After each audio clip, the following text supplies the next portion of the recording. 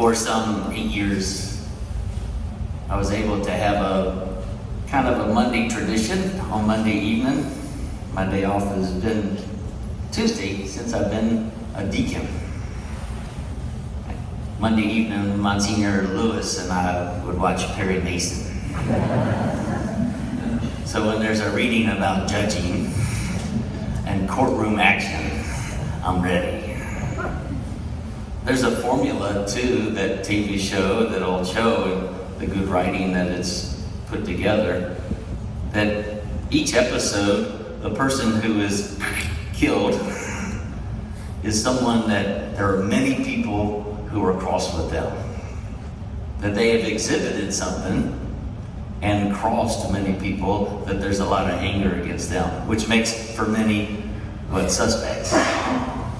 Kind of draws you in.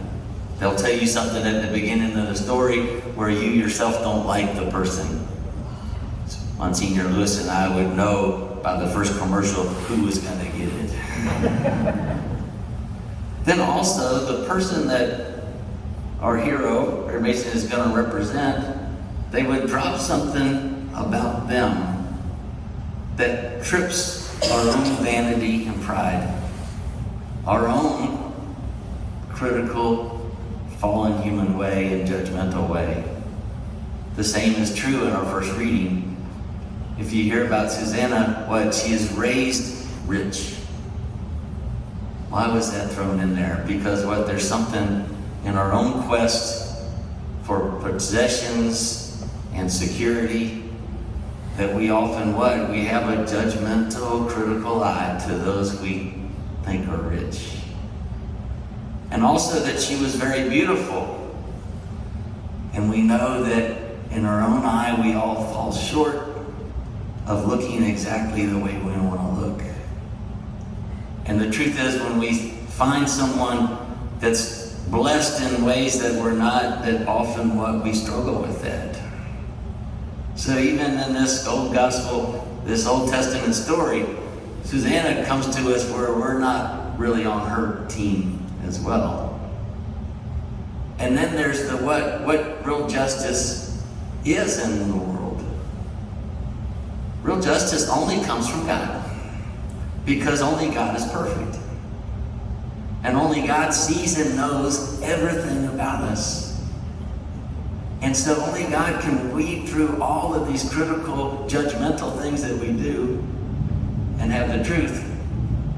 And we're to follow God in a way that we know that we can be at fault. I look around today and we're an experienced group. You have lived some life.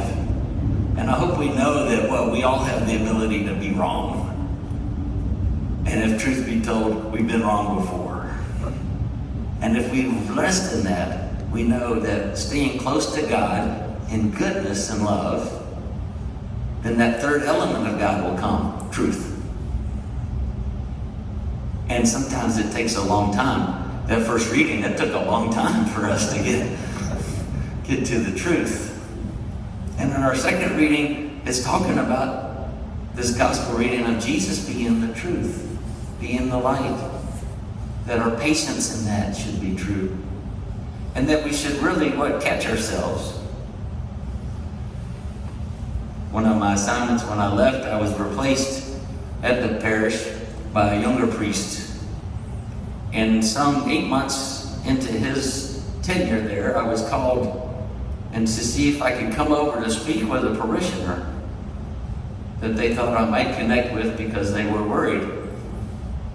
The person at the church had become what they thought was unhealthily attracted to the new young priest. Had moved to the front row. And each week there was less fabric on her clothing. Enamored by the new young priest. So I went to speak with her.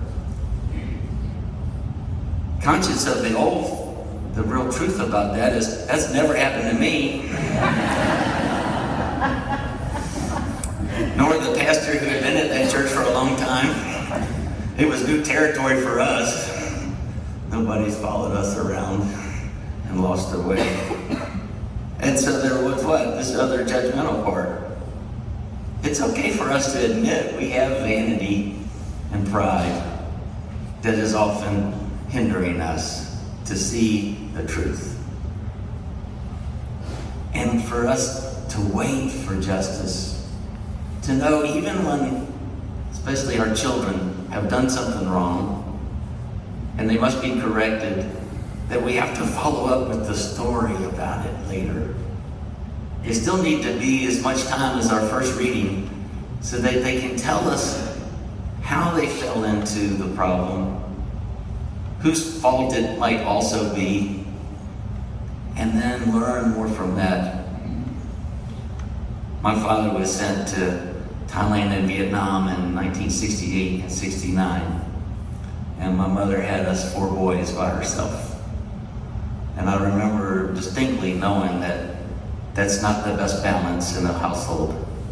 I am still very conscious of anyone who's a single parent, because just that 2 years when my dad was away was without justice in the way that we had come to believe.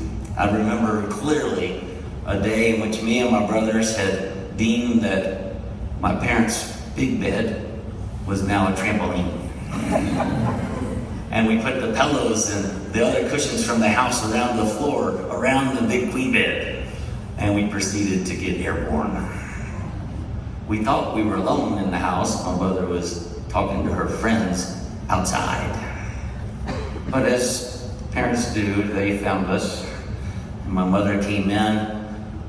We had started the game of trampoline jumping like you're supposed to, but then once you know your brother is high up, and your brother figures out if you clip his feet when he's at the top of his run, right, going upward, he'll come down in very interesting ways, very dangerous ways. So when my mother walked in, we were bouncing on the bed, but in a very dangerous way, knocking each other in flips and hitting the wall, and people were getting hurt. And my mother proceeded to punish every one of us. We were all grabbed and sent in different places and put in restriction. And there was no conversation about it. There was no justice. She did not listen to who started the inappropriate behavior, who was the most physical in pain and distributing that. She just cleared the room and punished everybody. And that was a new experience for us, that we weren't listened to even when we were wrong. And I remember it now at 59 years old. All of us, even when our judgments about someone we love are true, that they're doing something harmful, need to still correct them and then listen to their story, how it came to be, who started it, and what their thoughts were when it was continuing. And then that great part of the conversation at the end, that Christ is talking about the light, how they learn from it. How all of us learn for the times we've been wrong. So, we now have this great 2 weeks to be prepared for Christ's, new beginning. And for all of us to know that justice takes time. And it also calls out our own faults. Our judgments are tied up with our pride and vanity, our own desires. Truth will always be associated with our closeness to God. The same with love and goodness. So let's be close. Amen.